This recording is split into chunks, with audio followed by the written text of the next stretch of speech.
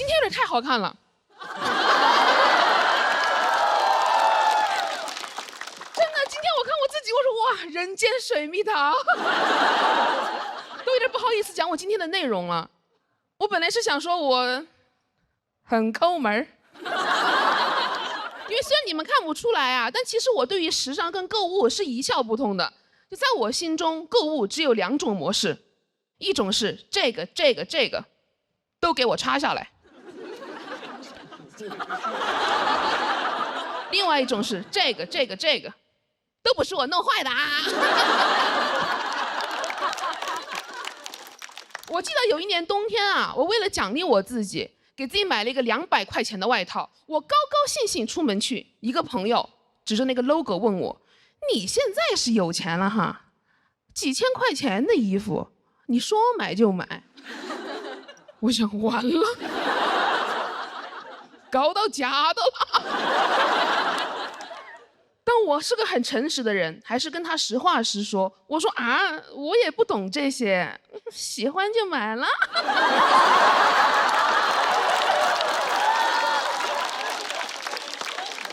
最近呀，一个朋友跟我说，你现在呀也是红了，我带你去趟香港，了解时尚，顺便呢勇闯富豪世界。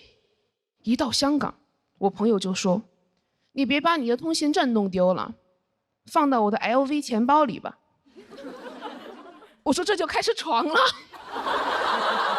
他把他的钱包拿出来，我说这个上面也没有 logo 啊。他把钱包徐翻开 ，LV 在夹层里。我说哦，图穷驴线。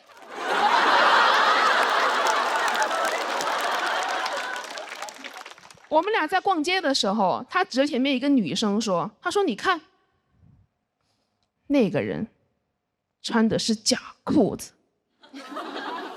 我当时第一反应，我说什么是假裤子？就是他其实没穿。他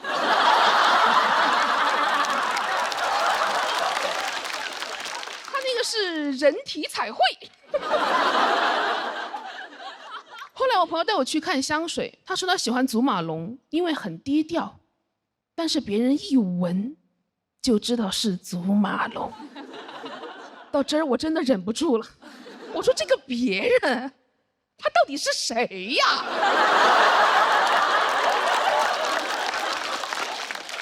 他为什么一直对你望闻问切的？而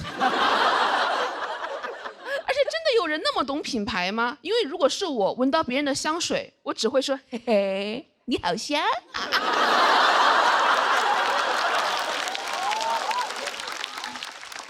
我就跟我朋友说，你是不是有点太被消费主义洗脑了呀？他说，那你回上海的时候，我帮你升舱吧。我说消费主义也好香啊。那个其实是我第一次坐公务舱，我是非常紧张的。我坐那之后呢，想调座椅靠背，摸了半天，也没有摸到开关。你知道，主要是也不敢大摸。不了解公务舱。我怕我摁个啥按钮，给飞机舱门弹开了。那样的话，我的惊呼声会显得很像祈祷啊！门。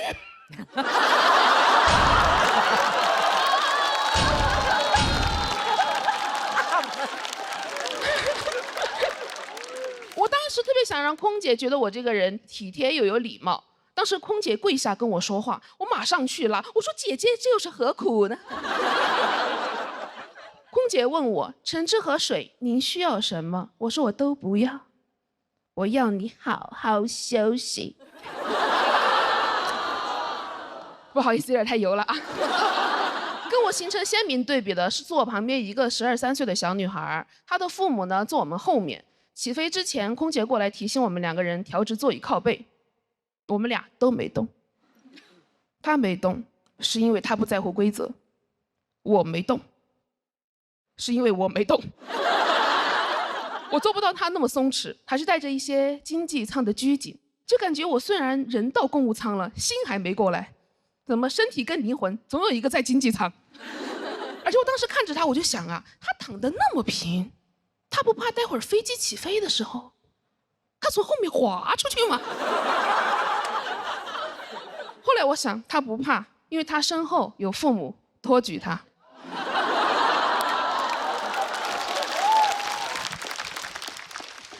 而且当时更让我生气的是，他背了一个香奈儿包。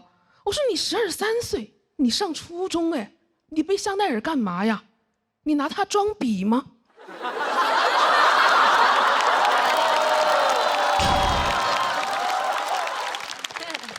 但是说真的，我是很羡慕他的啦，因为我爸从小就是穷养我，就对他来说，除了生存需求之外，其他都是浪费钱。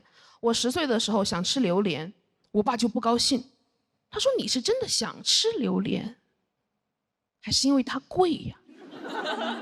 我说有没有可能就是馋呢？我知道我爸可能怕我以后啊过度爱慕虚荣，但是榴莲有点太没必要了吧？那长大以后别人拜金，我拜金枕榴莲。哎，我本来只是一个馋嘴的小女孩，在我爸那儿我会成为一个榴莲捞女。其实我知道，就是当时在飞机上碰到那个女孩的那一天，是我整个人生当中第一次特别的想要一个香奈儿包。但多年的教育，使我决定买个假包。经过我详细的市场调研，我发现那种很真的假包，也要3、4千块钱。我当时问那个店家，我说这真的是假包吗？他说：“哎，包假的。”其实我很清楚，我想要的根本就不是那个香奈儿包，是那种在任何场合下都可以很自在的感觉。但我还是想要一个香奈儿包，里面装满榴莲，这样别人一闻就知道，这才是真正的丑男儿。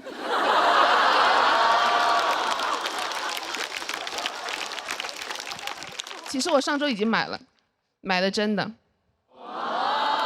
哎，说出来又如何？真的，我今年很想多赚钱，我想给我妈也买一个香奈儿包，给我爸买一个刮胡刀，手动的。他如果有意见，我就问他：你是真的想要电动剃须刀，还是因为它贵呀？谢谢你们。大家好，我是嘻哈。哎。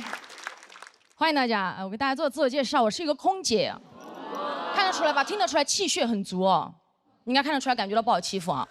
但我刚刚上班的时候，有一次我在客舱服务，我站着发水，我就感觉我的屁股一直在被人摸，我当时都懵了，我本能反应转过去就是，你摸我屁股干什么？当时我声音很大，所有旅客都看向了那个旅客，他理直气壮地端着一杯水说。我没摸呀，我叫你帮我加杯水。我说你叫我加水可以按呼唤铃，你按我屁股干什么？他也不会亮。同事说你声音好大，你就不怕他投诉吗？我说哎，我被摸屁股，我还不能声音大。再说他能投诉什么？下去就被投诉了。他投诉我说服务态度不好。我领导问我你跟旅客说什么了？我说我屁股不亮。领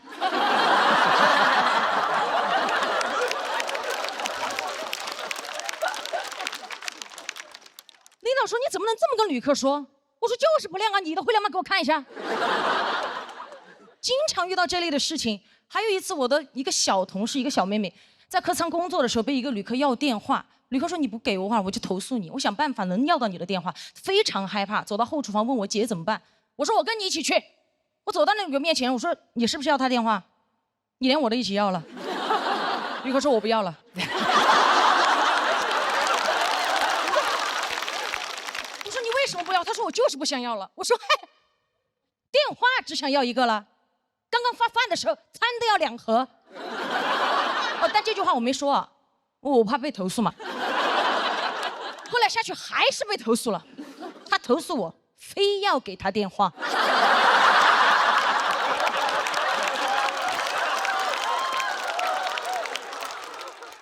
前不久我闺蜜也是给我打电话，我刚刚下班不久，她给我打电话说她在一个工作局上，她的一个工作局上她走不了，让我过去接他。我到了之后，他领导突然站起来说：“哎呦，空姐来了，快点，空姐来了，快点，都在等你，来坐下吃点，都在等你。”我说：“都在等我。”我一看桌上什么都没了，等我干什么？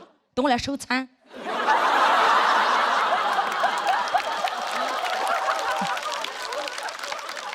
我刚刚下班又要上班，刚坐下，他领导就递了一杯酒在我面前。我说我不喝酒，真不喝了。他领导说：“哎，你们空姐不是都挺能喝的吗？”我心想，什么叫空姐都挺能喝？你见到的空姐都是站在门口，您好，欢迎登机，15、20没有过，这样吗？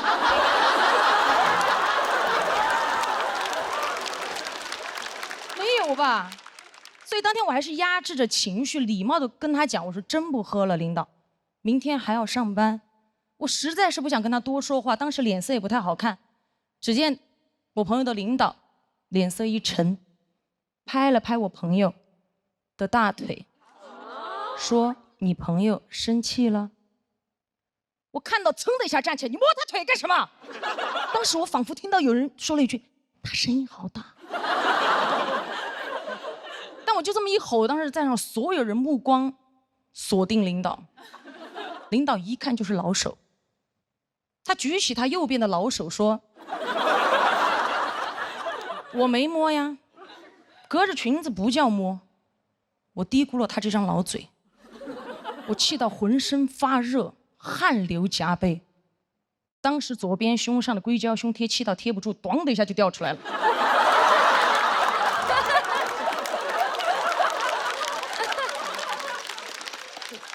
我捡起来想贴回去，突然看到有一只蚊子飞到了领导脸上。应该有一只蚊子。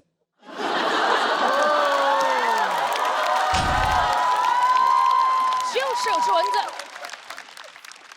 我抓着我的胸贴一啪甩在他脸上，啪一声巨大一声，当时领导都懵了。他说：“你打我干嘛？”我说：“没打呀，隔着胸贴不叫打呀。”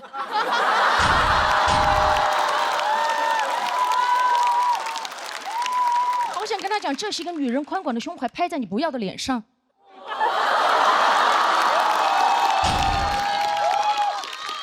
我手收回来的时候，胸贴依旧在他脸上，显得他脸皮更厚了。他当时什么话也没说，只是默默地摘脸上的胸贴，一边摘一边看着我闺蜜说：“你朋友挺有种的。”你看，他连这句话都不敢对着我说，因为他知道我真有。而且他但凡有点常识哦，他就知道这不是我全部的实力，因为我还有一个胸贴。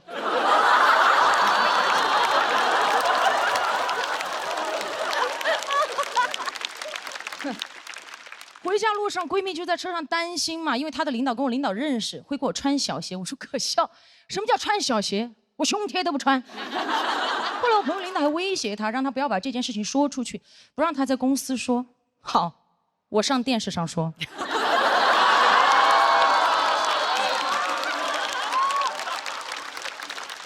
说出来是我该做的事儿，又如何是他该想的事儿？领导还跟我朋友说退一步海阔天空，哎，我不退他也阔也空啊！凭什么要求我们心胸宽广，他怎么不注意自己的言行？哎，我们坦坦荡荡的胸怀都需要遮遮掩掩，他猥琐的大脑凭什么堂而皇之的带出来？我觉得不公平，我建议他出门带脑罩。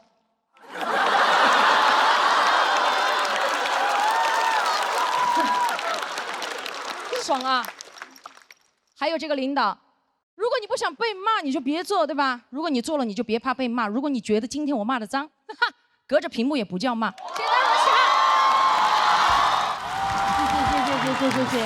大家，谢谢。谢谢。大家好，我是小鹿啊。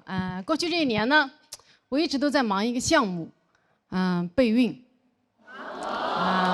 我知道你们现在心情很复杂，人类的本能让你们想说耶，网络的情绪让你们想说咦，所以现在你们的心情起伏啊，就可以用一句歌词来形容，就是耶咦耶咦耶耶哦，哎，你们最终的情绪就是啊哦啊哦倒还好，我周围一些朋友啊，一听说我要生孩子，就跟我要去犯罪了一样。他说：“欧莫，不要冲动啊，你迈出这一步 ，almost 没有回头路啊，这辈子就完了，值得吗？为了那么一个不认识的人。”我知道啊，这都是关心，但关心的有点太早了。怀孕哪那么容易啊？我备孕很久了，一直都没啥动静。后来就跟我的生育搭子托马斯去看医生啊。医生一听，哎，这个操作频率如此之低，就跟我们说啊，你们这个不叫备孕，叫随缘啊，肚子没动静很正常，因为人也没什么动静。哦呦，这句话真的是触碰了我的逆鳞了，我就开始发力了，不错过任何的风口。哎，大练钢铁直男，我全国巡演，一到排卵期就会宣托马斯前来侍寝。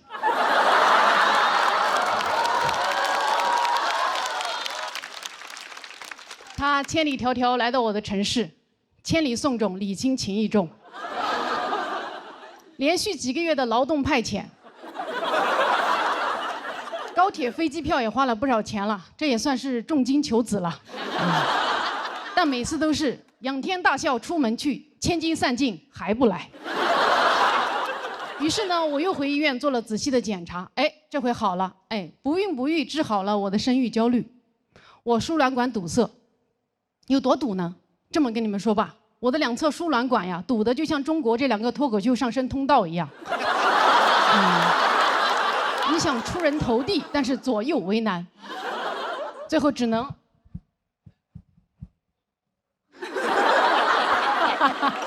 没这么绝望，没这么绝，我的情况没这么绝望啊。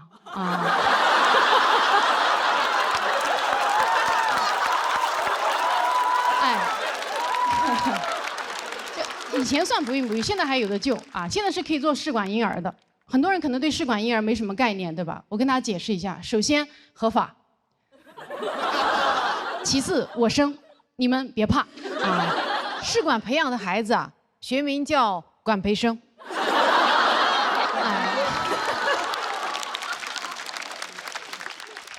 自从考虑做试管之后啊，现在我在看托马斯，他都不是一个人了，他就是一管人。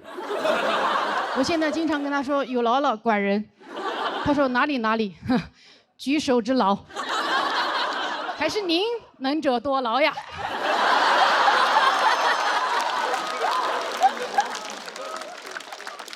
哎，懂的都懂。比起生育能力啊，我现在更担忧我的养育能力。我真的很担心我当不好妈。我的担心呢，源自于我今年收养了一条小狗。养狗之前，我觉得我读了那么多书啊，什么鼓励式教育、无条件养育，那不是张口就来。但是我养了小狗1周之后啊，我对着这个小狗胡言乱语。我说你为什么要尿到我的床底下？你这个小狗是猪脑子吗？我不奢求你像别人家的小狗会取快递，会拉雪橇，会缉毒的，还有编制。我只要你定点尿尿，你都做不到。我养你，我还不如养条别的狗。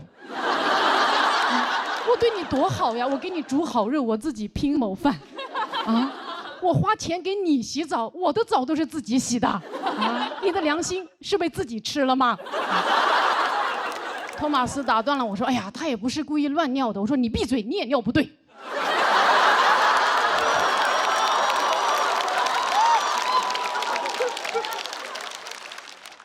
他说我可以改，我可以改，但他只是个小狗嘛，他快乐就好。我说他都不听话，他凭什么快乐？他可是一只东亚小狗啊！我说完呢，托马斯就抱着这只法国贵宾出去玩了。我恨铁不成钢的看着他们俩活蹦乱跳的背影，我就开始担忧了。以后要是真的开始育儿了，你说我的东亚模式和他爹的西澳大利亚模式，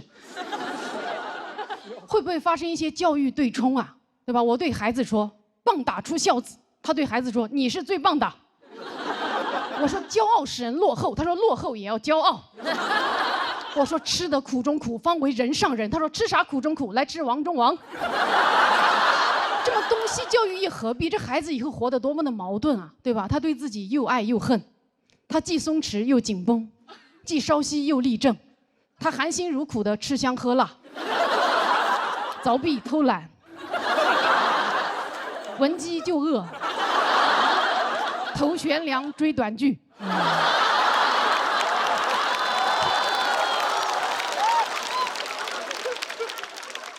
我担心自己养不好孩子，但总有人跟我说：“哎呦，你生了自然就会养了。”怎么可能自然就会了？哎，你想说脱口秀不会写段子，我可不敢跟你说没有关系，你上台了，梗自然就冒出来了。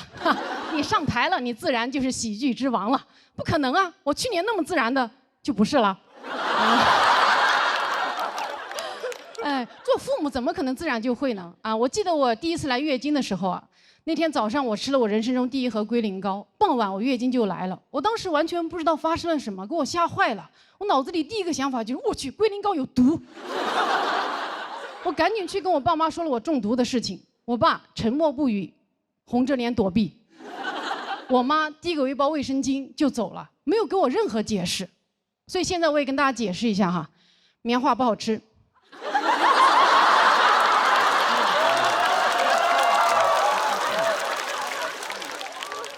拉嗓子，建议外敷不要内服啊。我母职焦虑还有一个重要原因，是因为我们这一代是中国第一代开始吐槽原生家庭的人啊，鄙人也是其中的中流砥柱。所以我养孩子就会有那种我一定要养得比我的父母更好的胜负欲，我要让我的父母看到我的教育成果之后，对我俯首称臣，说：“哎呦，甘拜下风啊！还是您会培养孩子呀！您看看我养出来的是个什么东西呀！”哎，我一生要强，真的好怕当妈塌房，所以我就想，为什么做父母没有资格考试啊？啊，就像律师执业资格证一样，咱也去考考母职资格证、父职资格证，爸爸考公，妈妈考母。更适合东亚宝宝的应试生育，对吧？有证书不一定能给孩子托举，但是能给我托底。这样以后我的孩子在诋毁原生家庭，我就不需要像现在的父母一样对着孩子痛哭流涕说：“啊，爸爸妈妈也是第一次做爸爸妈妈呀，哭得哟，那个行得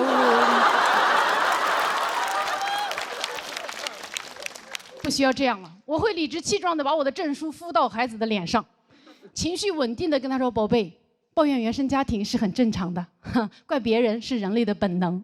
但爸爸妈妈这边呢，也是国家认证的职业爸爸妈妈哟。咱们这个原生家庭是符合国标的。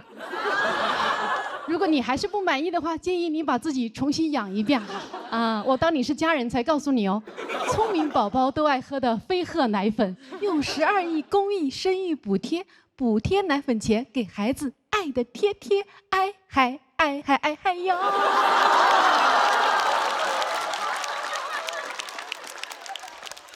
孩子说：“妈，你说唱干嘛？”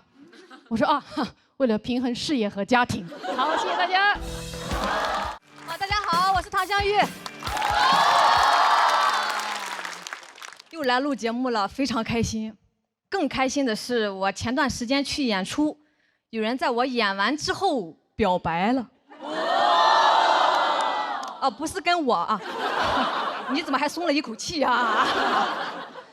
就是我上场前有个男观众来问能不能加一下这个环节，他有个喜欢的人，我说我都行，但你得想好，我的内容可能不利于表白。我有点冒犯，就多少会吐槽一下男生嘛。他说没事儿，他不一样。他说完这句话，我就知道他一样。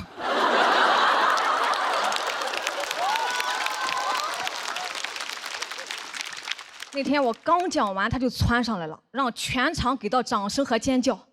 那个架势都不是 carry 全场，是 marry 全场。把女孩也叫上来了，但人家还没说愿不愿意呢，就有人起哄，亲一个，亲一个。当时场面就僵住了。我讲了1个多小时，还不如这一句冒犯呢。我看女孩特别尴尬，我又看男孩下不来台，他就不下台。情急之下，我说：“那要不你亲我一个？不就是多一张嘴的事儿吗？就当我大义灭亲了。不行就亲那个起哄的，他肯定愿意呀。我看他快惨死了。”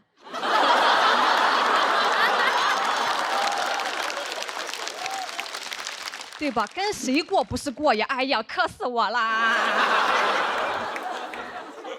我已经5年没有亲过嘴了，说出来又如何？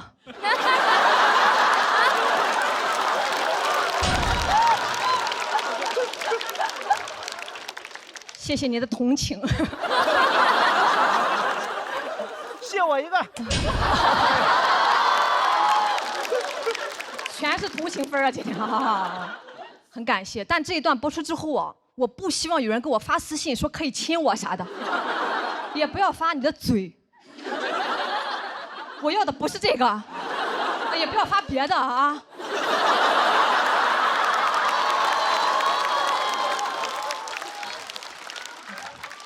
说不清了，说不清了，就是不用同情我，我也谈过恋爱的，有喜欢的我也会追。但是我追上了，我又想超过他，很容易就超过了。研2的暑假，我前男友说他要去学车，没时间陪我了。我说那我也一块去学呗。他说你不行，你没有方向感，你不用学，以后老公拉着你。啊，谁还会用拉这个词？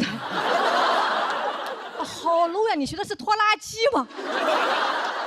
以后是啥时候？你科目2挂2次了。以后在这个驾校里拉着我吗？你许我朝朝暮暮，我陪你陡坡起步。到科目3更不得了了，晚上打电话就是给我讲发动机、仪表盘。那段时间我舍友都以为我谈了个飞行员。我本来我就严重的晕车，听不了这些，听都很想吐，可把我前男友担心坏了，担心我以后吐他车上，说以后坐他的车我得空腹。我就知道跟着他得饿肚子啊！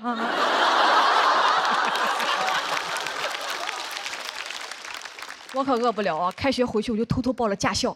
哎，我惊喜的发现啊，开车是不晕的，那刹车油门你自己掌握你就不晕了。10码的推背感，是一种空前的成就感，太快乐了！快用 vivo S30给我拍下来，快乐你就 vivo Live。我做到了，我的人生不再设限了。教练说你压线了。哎，这手机是好啊，都抓拍到了，还能把我拍得这么好看，真的太努力了。为了比我前男友早考出来，那学期的选修课我都不上了，赢才是我的必修课。我啪甩出驾照的那一刻，他当时瞳孔都扩散了。啊，超过我了！我说嗨，一脚油的事儿。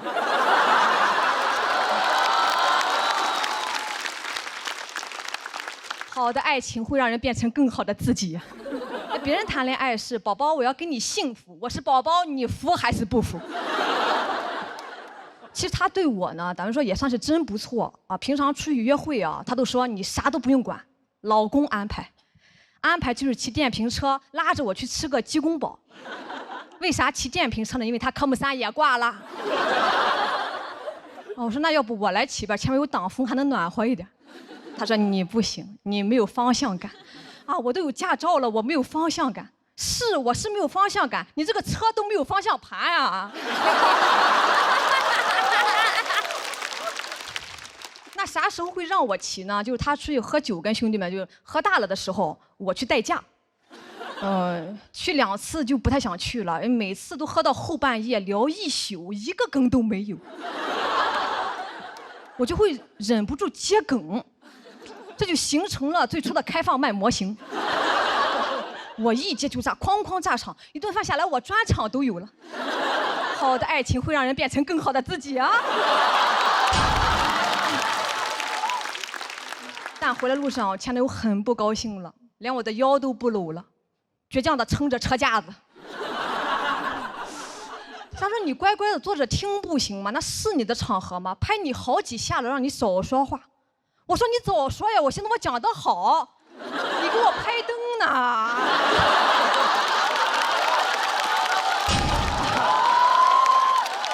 这才是拍灯啊！很快我就提分手了，他很难过，说从外形啊各种表现来看，满分10分，他朋友们给我打了5分，但他依然很爱我。我说你要真的很爱我，你就不会跟我说这个，因为我朋友们给你打了不及格。我都没好意思跟你说。我也是真不错，随便一表现就得了5分，怪不得后来我的专场在豆瓣9.5分。说出来太爽了。这些年吧，男人没留下，留下了一身本事，所以这一篇也算是一封感谢信吧。最近又想长本事了。正好有一个恋综联系我，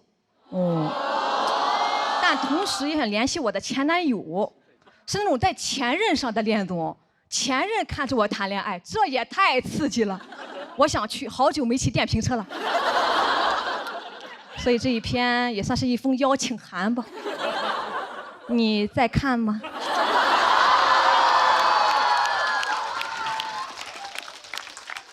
想火吗？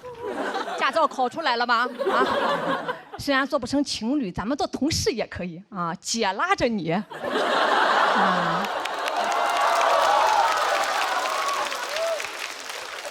到时候你也是啥也不用管，你就乖乖的，你少说话就行了。好，谢谢大家，谢谢。Hello， 很多朋友，Hello， 朋友们，大家好，我是南瓜。大家还认识我吗？我认识了，谢谢大家。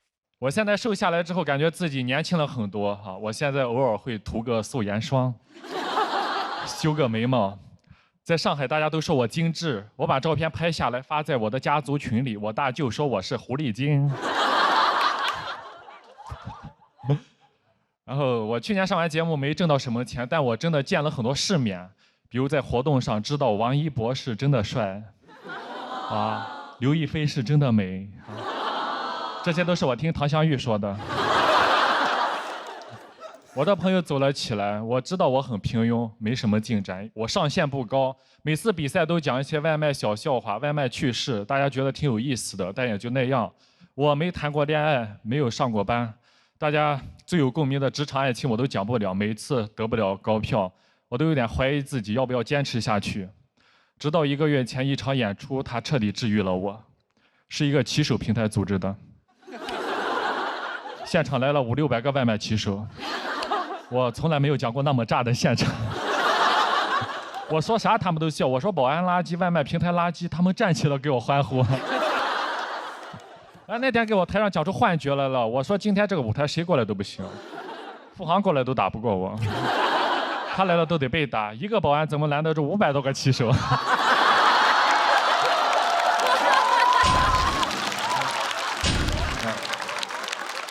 我真的羡慕有些朋友们，就朋友们走了起来，红气养人，状态都不一样了。我只能靠我自己养了。我在家里我自己偷偷买了防晒霜，因为我送外卖，皮肤又粗糙又黑，我刚涂防晒假白特别严重，我还修了眉毛，就很辣眼睛。朋友见了说你咋这样？你怎么变成这个样子？在他们心中我都是那种光头胖胖的那种鲁智深形象，说你不应该去倒拔垂杨柳，怎么研究起了半永久？我每次出去，他们都笑话我，那我就不出去了。我说这防晒霜不行，它只能防太阳光，它防不了朋友嘲笑的眼光。偷偷的在小某书搜了美容护肤，小某书也懵了，3年了，你终于知道我是干什么的了。给我推的3个月变美计划，100天提升颜值，重建自己，重塑自己，做自己的女娲。戒糖加修护半年，素颜已达 next level。我很激动，满满的干货，点进去全都是卖货的。但我相信，我就买了，因为我想恋爱，我想变美，我就在里面买了胶原蛋白、维 C、维 B、花青素、葡萄籽、益生菌、鱼油。我真的买了一大堆药，一天吃1把药，感觉吃药都吃饱了。每天在肚子里面炼丹，练的什么丹？练的30年从没谈过恋爱的孤单。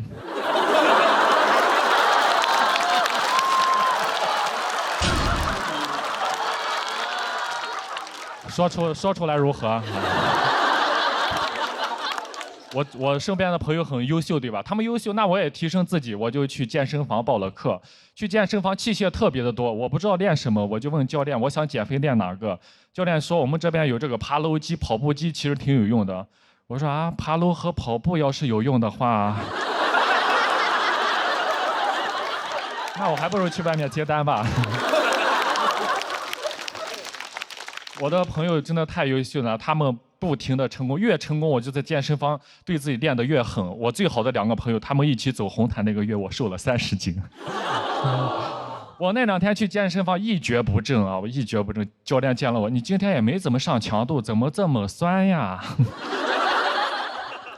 我说肯定酸呀。他们不停的成功，那我就不停的练，不停的瘦，我最后把自己练的体脂率只有9%。太低了。我说你们不能再成功，我不能再练，再这样下去，我还没走上红毯就先盖上白布了啊！最后练到自己减了60多斤，什么感受？我再去演出，再去开放麦，已经没有人在乎我的内容了。他们在 report 里没有人说我段子的，都说南瓜好瘦，南瓜怎么瘦成黄瓜了？南瓜怎么瘦下来有一种命更苦的感觉？我说肯定命苦呀，戒糖半年多了。然后更多的人他就私信我在评论区或者私信我，他说南瓜怎么瘦下来的，教教我教教我。私信的人太多，根本回不过来，就每天在家里研究，都快研究成教练了。然后今年5月份我真的去考到了健身教练资格证。谢谢大家。所以我现在是一外卖、脱口秀、唢呐、健身教练4期艺人。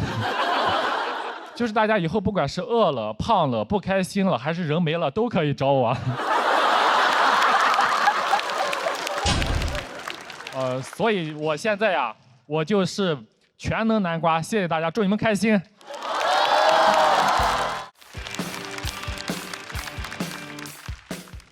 Hello， 大家好，我叫陈爱。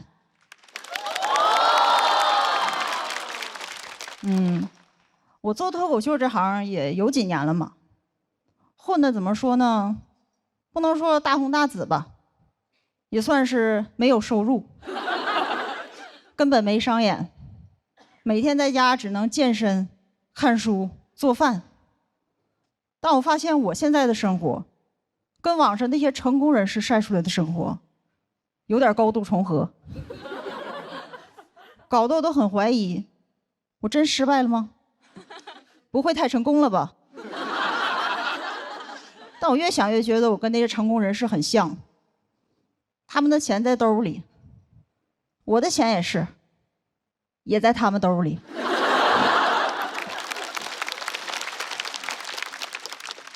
当然我也不是不想努力，我只是想休息一下。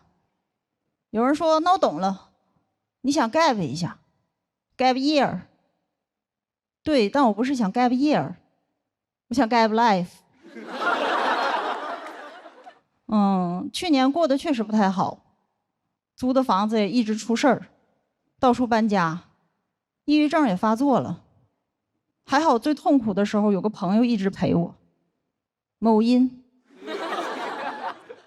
我真挺喜欢刷短视频的，我也知道很多批判的声音，比如劝你说别沉迷，天天刷这玩意儿人生就完了。还好我刷之前人生已经完了。甚至我觉得说短视频会毁掉人生的人，既高看了短视频，也高看了我的人生。毁我人生的多了去了，失业、贫穷、原生家庭、剪坏我刘海的发型师都排着队呢，你短视频算老几？甚至我觉得这小玩意儿还想影响我的生活，你最多算是骆驼身上的第一根稻草。然后还有人说短视频最大的危害就是让人不思考，有没有可能我刷这个就是不想思考？反正我那段时间一思考就想死，全靠在上面看人擦边。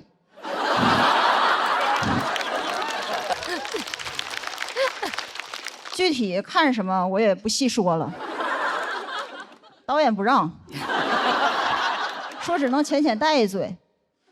我说懂了，让我擦边。真的，我这个人没别的优点，就是爱上头。刷这东西一天上头10多次，我没从头上下来过，上面全是我的 crush。真太快乐了，根本舍不得死。所以他们擦的是自己的边，救的是我的命，都是活菩萨。我给那钱也不是打赏，那就是香火钱。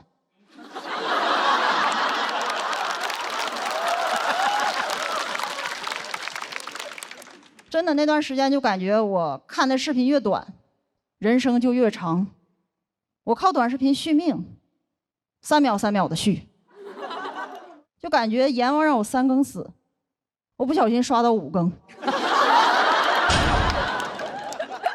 后来阎王都急了，说你干嘛呀，还死不死？我就把视频分享给他，他也上头了，不催我了，开始催更。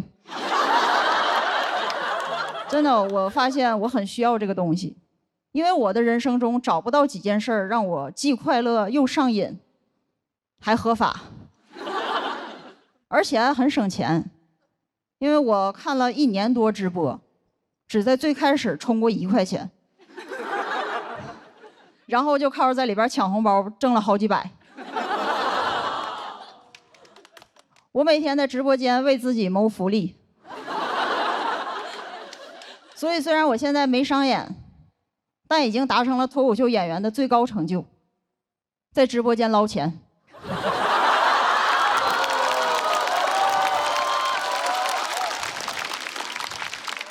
真抢了不少钱。我这样在大主播那还好，遇着那种小主播，我1个月抢的比他挣的还多，搞得我都想要不打赏点吧，反正花的都是他的钱。然后我不但爱刷短视频，还特别上头里边那些神曲，你们肯定也都听过。这种歌有个最大的特点，无论听的时候我的意识多嫌弃，腿已经开始跟着抖了，就感觉我大脑说太土拿走，我腿说拿回来。怎么说，我的音乐品味就像跳楼机。听多了，我在大数据那儿的用户画像就有点变了。他现在觉得我是一个中年的卡车司机，已经开始给我推荐汽车零件和 polo 衫了。我也终于刷到了自己之前没刷到过的东西，米其林、轮胎。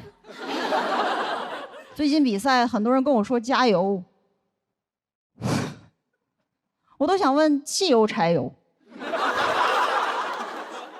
但其实我理解听那些歌的司机和外卖员，因为我那段时间抑郁到起床都困难，我就需要那种又土又来劲的东西，让我从床上爬起来，否则再高雅都不行。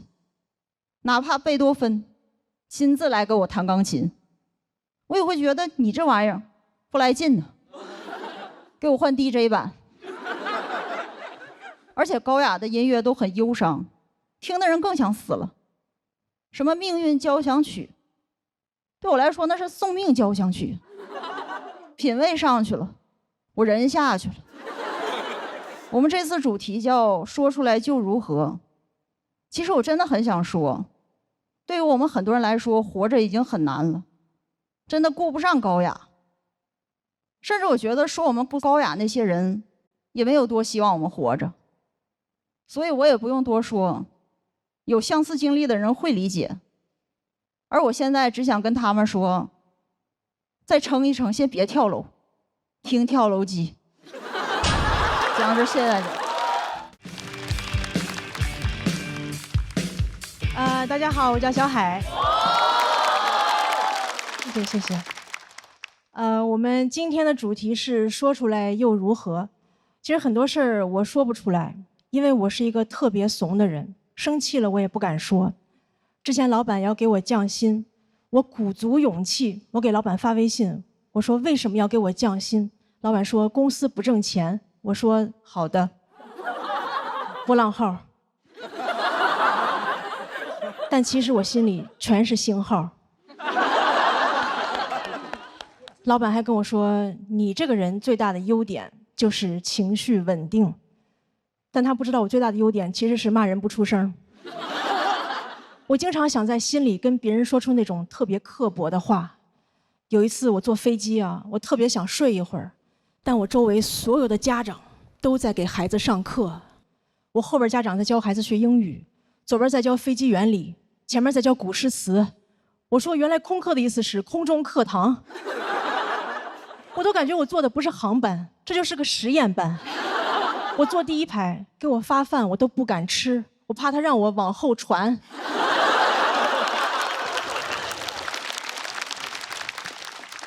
我坐那儿我都不敢打开遮光板，我怕我一打开，班主任在那儿趴着呢。然后所有的孩子都在公放 pad， 我看着这些孩子，我觉得他们不应该学知识了，他们应该学人生的真相。我就想跟他们说，我说努力就能成功吗？别做梦了，你让阿姨做会儿梦吧。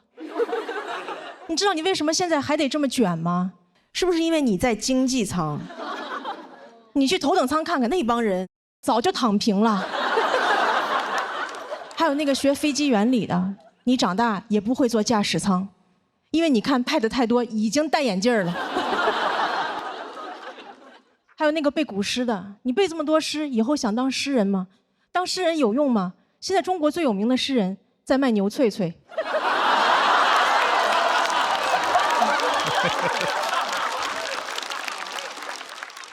所以你们也看出来了，我情绪真的不是很稳定，我只是不想让别人看出来我疯了。但前2天老板看出来了，因为有一天上班我心情不好，没有化妆，老板跟我说：“你上班怎么都不化妆呀？”我说：“没钱怎么化妆？没玩过游戏吗？不充值哪来的好皮肤？”然后老板跟我说：“哎，咱们有事说事儿，你不要有情绪。”然后转手给我发了2短视频，非暴力沟通和厉害的人早已经戒掉了情绪。我说情绪为啥要戒掉啊？怎么情绪有害健康吗？啊！我在这演着演着，突然有人上来扇我一巴掌，我面无表情。观众都问我说：“你怎么不生气啊？”我说：“戒了。”我估计扇我的人都想说：“戒不是有病吗？”天津人还是。然后老板还跟我说：“最近感觉你情绪不太稳定啊，我觉得你就是太敏感了。”我觉得老板说你太敏感就是一种 PUA， 对吧？因为你都伤害我了，你还要怪我太脆弱。这就好比我走在路上，有人开车把我撞了，然后过来跟我说：“哟，这么容易就受伤了？你也太敏感了吧？你看旁边那个人都被我撞飞了，但他一点事儿没有，因为他有超强钝感力。你看他飞出10米他都没事儿，因为他每天都在刻意练习。你花21天，你也会成为更好的自己。”我说：“可是我真的疼啊！”你感到疼是因为你在成长。我说：“可是我都快要死了，那些杀不死你的会让你更强大。”我还看到网上有的老板说，他招人的第一标准就是情绪稳定。我说：“这标准你咋测试啊？啊，面试时候上来先给你个脑瓜崩，找工作直接跟老板谈。”我就工作过的朋友都知道，员工能力越强，情绪就越不稳定，对吧？你如果招人第一标准是情绪稳定，你只能招来那种能力不强的员工，到时候老板就只能跟大家介绍，这是我们新来的会计，不识数但是特别识相。但我也不是啥人都招。前2天我刚裁了个程序员，他会挺多编程语言，但我让他加班，他就跟我用 C 语言。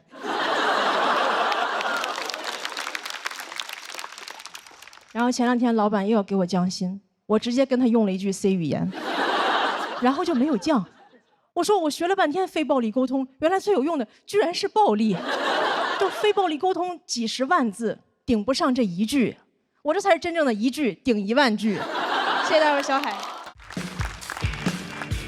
嗨，朋友们，嗨，稍微先解释一下这个手哈，就是在刚才休息的通道里边，因为太暗了摔了一跤啊，想过在这轮输给堂姐，没想过输给黑灯。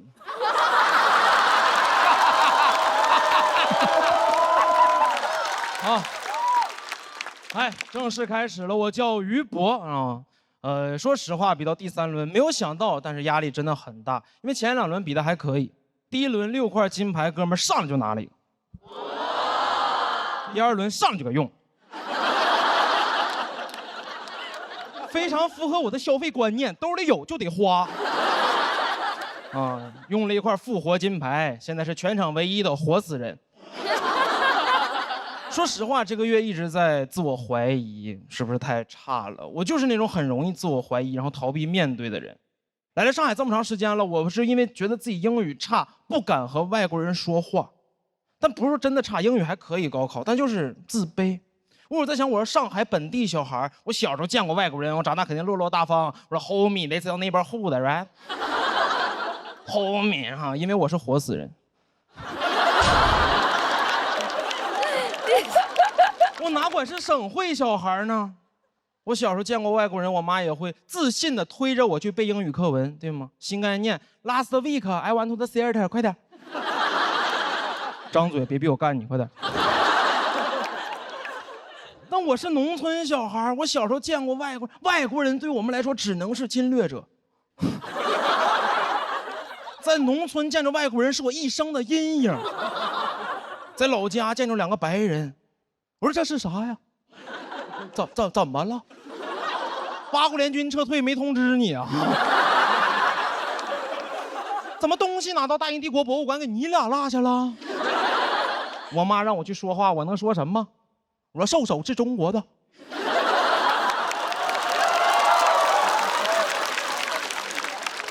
他说哥们儿，我也是中国的，我少数民族。还是来了上海，因为自卑感到落差，就是来了上海才意识到，原来英语是一门语言呢，它怎么能拿来交流呢？我们的英语只是一门学科，落在试卷上，还交流。我们的英语学的跟捧哏似的，最多保证话不掉在地上。还什么听说读写，我们就是嗨，没听说过。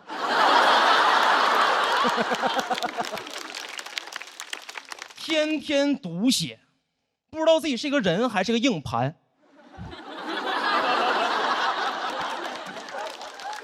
啊，不是说为了抖一个谐音梗，是因为我们那年黑龙江英语高考英语不考听力，不是说真的不考，就是播放但是不算分儿，高考当白噪音放。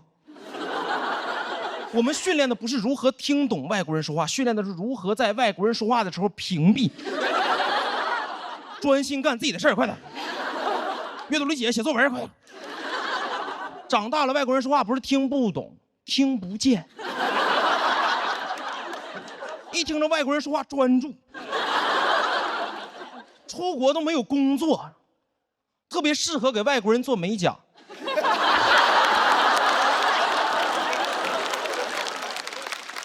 叭叭说2句话，给手指甲当答题卡涂满了。只能做美甲，不能纹身，因为忍不住想写作文。回家一照镜子，后背是地儿里滑。英语学得很尴尬，对吧？精通掌握，因为成绩还可以，但是绝对不会主动使用。英语学得跟核武器似的。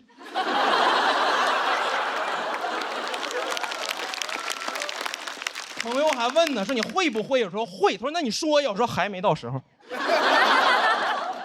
我方不使用，但掌握英语威慑。别说英语了，来上海中文都快不敢跟别人说了。前2天在路上，一个闯红灯的电动车把我撞了，不是撞的这个，把我撞了。当时我挺生气的，因为我占理，我说你闯红灯是错的，你道歉。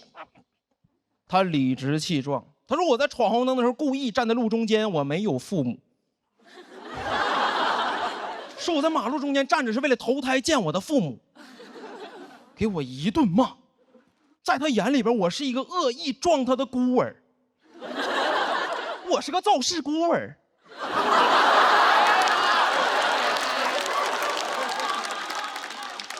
对我进行疯狂辱骂，脑子已经空白了，只有一句歌词说他在朝我扔泥巴。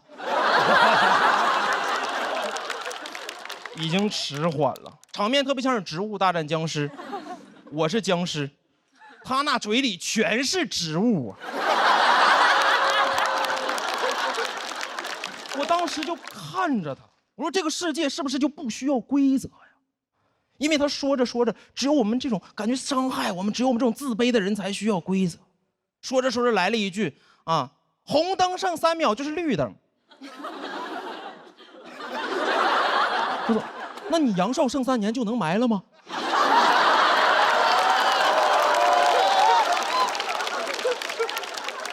我就是觉得，怎么有的人狂妄到就可以修改规则呢？你没有办法说服他们，很难。难道说服？当年我们老师让我读说服，但说服从来没有真的读过说服。人怎么能修改多音字呢？这不是欺负那些没有人撑腰的多音字吗？有人撑腰的怎么不欺负呢？啊，单依纯。那粉丝不骂你吗？你搁那犟嘴，哎，如何呢？又能怎？我就是觉得这个社会任何角落都需要规则，这是我们自卑的人的堡垒，甚至别人家。我受不了一去朋友家是吧，当自己家一样，我不能把这儿当家。我真把这儿当家，我就把你撵出去，我不喜欢别人来我家。当时有2个发小来上海看我，当时就是假客气，我说你们2个随便坐。一个哥们儿开始翻我的衣柜，另一个翻我的冰箱，我往那一站，像个中介似的。我这从东北来看我，还来看房的呀？怎么直接拎包入住了？然后2个人吃会儿外卖，一个哥们儿说在这住吧，另一个说好。我说啊。2个人躺在我的沙发上抽烟，很过分，但碍于情面，只能小小的报复他们，在他们抽烟之前拿走他们的火机。做到这种程度了，他们才被迫用燃气灶去点烟。拿完之后，觉得自己很无助，感觉自己特别像是印第安人。有没有可能当年印第安人也就是客气了一下？和第一批下船的欧洲人说，你就当自己家一样。他们直接拎包入住了。印第安人往那一站，欧洲人说在这住吧，另一个欧洲人说好，印第安人说啊。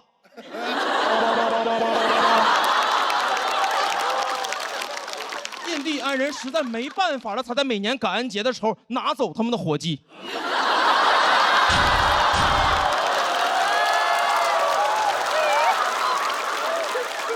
我真的觉得自卑的人的底色和印第安人是一样的，我们最大的共同点就是都不会说英语。第一次在老家见到白人，都是我们一生的阴影。我们就是站在那里不动，他们向我们走来，我没有办法说服他们，但是我希望能永远说服自己。谢谢你们。哎，大家好，我是红月。哎呀，第三轮了啊，该讲点原生家庭了啊。哎，我小时候，我爸爸妈妈是开小饭馆的。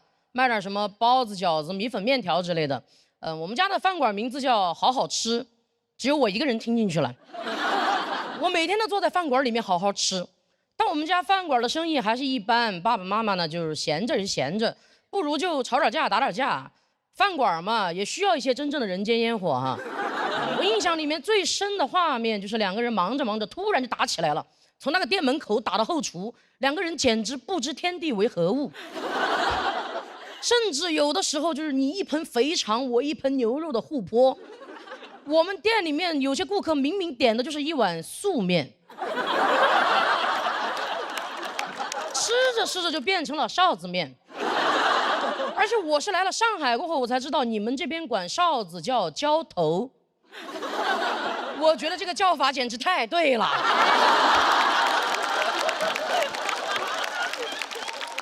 我爸妈就是这么用的，而且也是来上海待久了过后，我才知道你们这边管这个叫家暴。我觉得这个叫法简直太对了，因为我妈就没赢过。我知道你们现在很紧张啊，我当时的家庭氛围就是这么紧张。你们反正就紧着听吧，我松着讲啊。反正这些事儿，我觉得说出来又如何嘛，是吧？每次我爸爸妈妈一打架，我妈妈就会披头散发的跑回娘家。娘家人没有那么好惹的，马上就要选出一个代表，去讨个说法回来，就选了我舅舅。我舅舅长得跟我一样高，已经算是我们家里当时最高的了，看起来就挺好惹的。我舅舅每次来到饭馆门口，2个袖子往上一撸，站在门口大喊出来，那就是他那天说过最狠的话了。就2口子闹矛盾，家里面的人一般就是坐下来吃个饭，就当无事发生了。我舅舅本来还很生气，但他吃着吃着就开始晕碳了。跑回去唯一的说法就是，这个回锅肉还挺有说法的。就我们家的日子就开始这样日复一日的循环起来了。妈妈一回去，舅舅就会来；舅舅一回去，妈妈就回来。我舅舅后来都3高了，所以我爸打我妈这个事儿，最难消化的人不是我妈，是我的舅舅。直到我4岁啊，问题依然没有被解决过。我舅舅趁着唯一一次还没有吃晕碳的时候，就悄悄地跟我妈说：“泡嘛，不行就泡。”我舅舅实在是不愿意吃回锅肉了，我妈也决定要跑，她就开始偷偷的在饭馆里面存钱。那个时候卖1碗面，她能存5毛；卖1笼包子，她能存3毛。所以有段时间，她经常就在店里面给客人推销面条。其实每个吃过我们家面条的客人都助力了我妈的逃跑计划。我都在想，幻想我妈妈逃出去那一刻，别人越狱是 freedom， 我妈妈出走 noodle。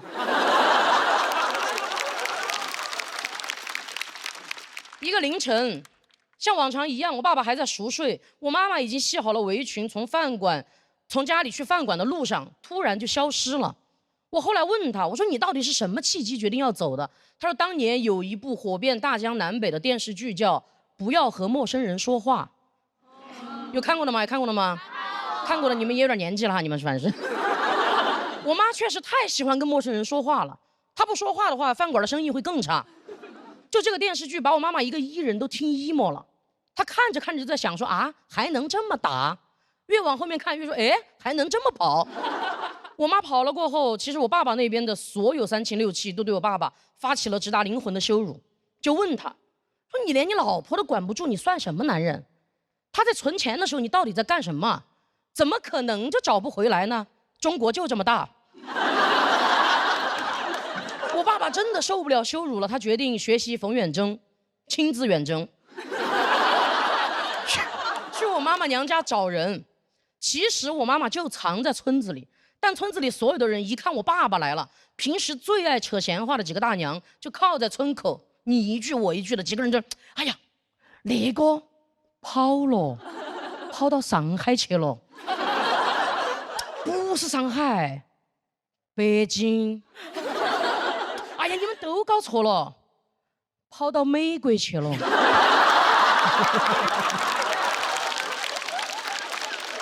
我爸爸听完过后说：“难怪我说怎么中国找不到啊。”我妈其实最后是通过失踪2年才成功的自动跟我爸爸离婚的，所以法院判决那天出庭的人只有我和我爸。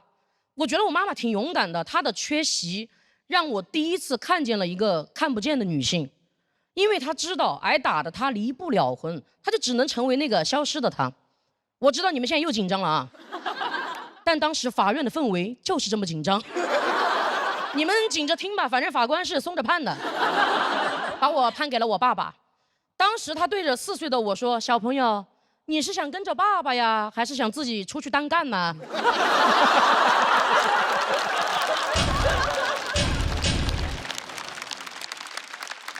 我妈其实中途一直都有偷偷的联系我，所以在我成长的每一个重要的节点，我都有一个看得见的妈妈。其实我小时候并不理解她为什么要跑。我长大过后，我才开始真正的不理解，我都不懂他为什么不早点跑。我就问他，我说你为什么非要忍到我4岁你才跑呢？我妈说，她说因为我在存钱。我就问他去哪儿了，他说从云贵川跑到江浙沪，从大西北跑到北上广。我一听跟我去年专场巡演的路线一模一样。但我是背着包袱去讨生活的，我就在想我妈是怎么生活的呢？我觉得我低估了我妈妈。她是系着围裙跑的，一个系着围裙的女人跟一个扛着梯子的男人一样，可以随意的出入任何的公共场合。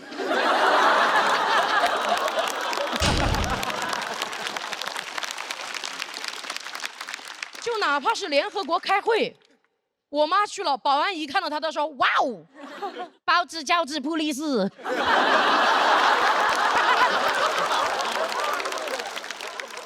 就算哪天他真的饥肠辘辘无处可去了，他甚至可以随机混进一个饭馆 ，cos 里面的服务员，自己给自己打员工餐吃。就被人发现了又能怎么样呢？跑嘛，反正从饭馆跑他熟。而且最后跟大家分享一个好消息啊，我现在跟我的妈妈生活在一起。我在成都的郊区买了一个小房子。其实我从中专毕业过后就一直在疯狂打工存钱，直到我接触了喜剧，我发现演一场即兴喜剧我可以存200，演一场单口拼盘我可以存300，所以有段时间我就特别爱演拼盘，因为我知道爱拼才会赢。我妈妈看我这么疯狂的存钱，她也挺紧张的，生怕我要跑。我说：“妈妈，这个家没有人需要再跑了。”谢谢大家，我是王悦，谢谢。